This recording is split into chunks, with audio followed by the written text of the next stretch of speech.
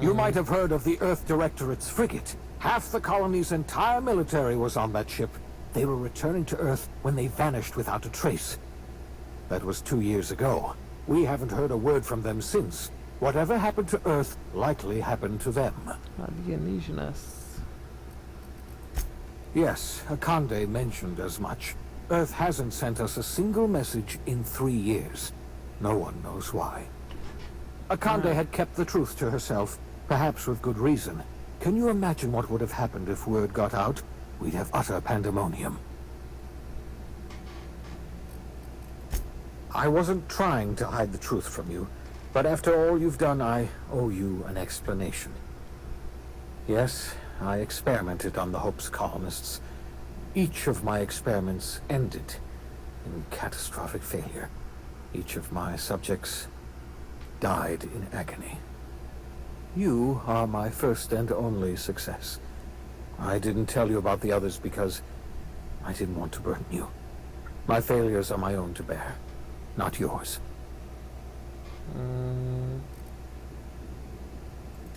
You have every right to think of me that way. I know I can never win back your trust, but I'm trying to set things right. My apologies. I need to get a hold of myself. We've far more pressing issues to worry about right now. If you have any more questions, ask me. I'll answer as best I can. Não tem mais perguntas. Yes, we do. You've done a marvelous thing.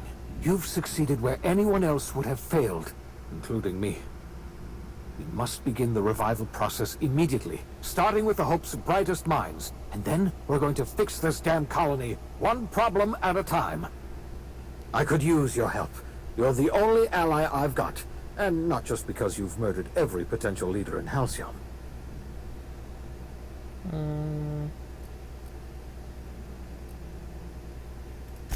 I doubt I could change your mind even if I wanted to. You've already done more than I could ask of you. Eu acho que eu sou um tirano. When I revived you, I thought we were going to save this colony all by ourselves. But I was wrong. We can't save Halcyon on our own. We're all going to have to pull together, somehow. We are not a colony anymore. Our last connection to Earth has been severed. I don't know if we'll survive, but we're going to have to try our best.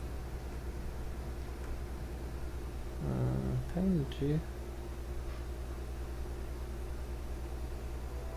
The OSI teaches that everything in the universe happens according to the grand plan.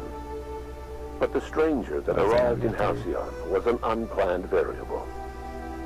From the moment he landed in Emerald Vale, his actions altered the course of history. The events on Tartarus brought about the end of the board's authority. But the board's mistakes would haunt the colony for decades to come.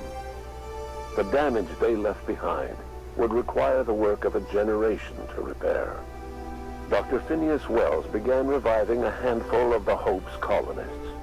Engineers, scientists, technicians, and intellectuals. They were among the brightest minds the Earth had ever sent out into the stars. The Hope scientists and engineers woke up in a colony descending headlong into total collapse.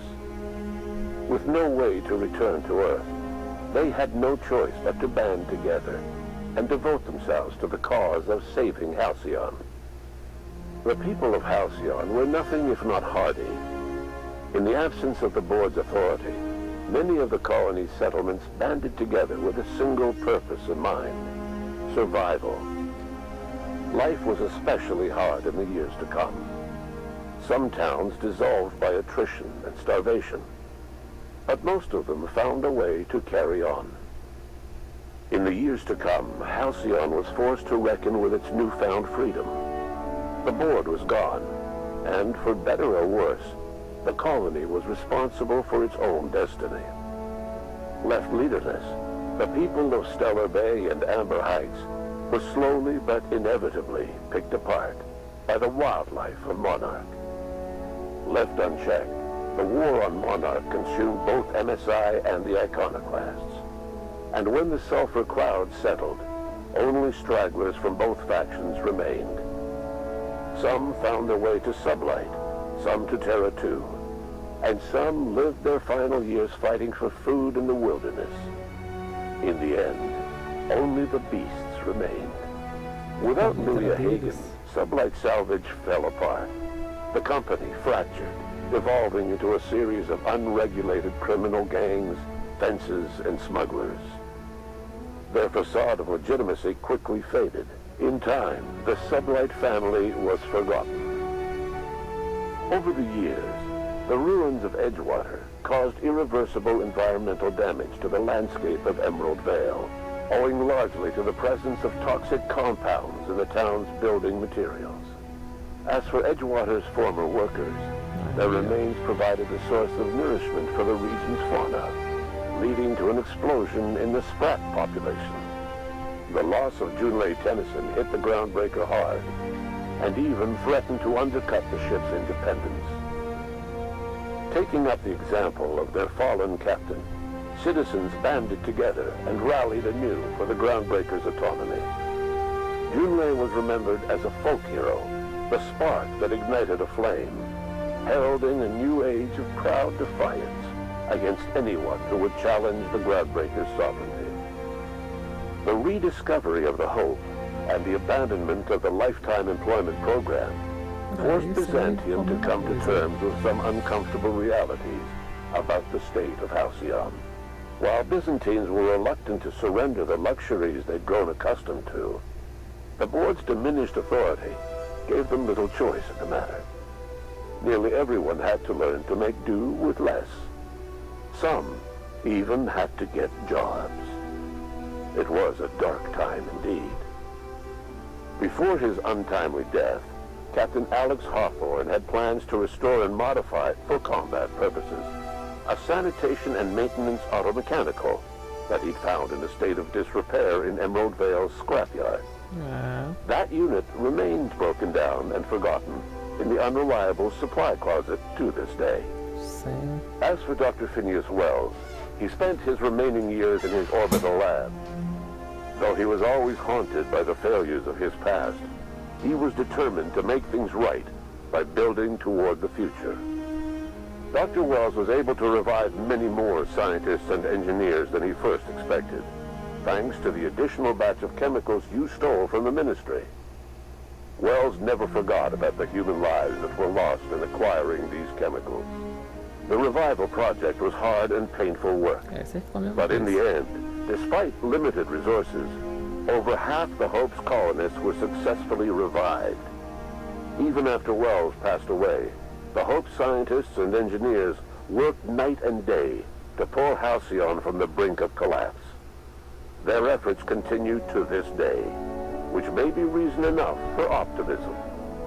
Dr. Wells laid the groundwork for the project to save the colony, but he would never live to see the fruits of his labor.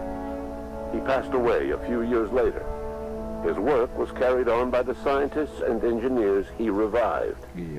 Life will never be the same in Halcyon. It is widely agreed that the colony has a chance of stabilizing within a generation, owing to the hard work and determination of the surviving colonists.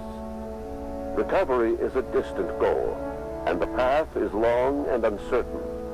But the people of Halcyon carry on, determined as ever. And what about you, the unplanned variable in the history of Halcyon? You brought an end to the chaos on Tartarus, and left Dr. Wells to his own devices.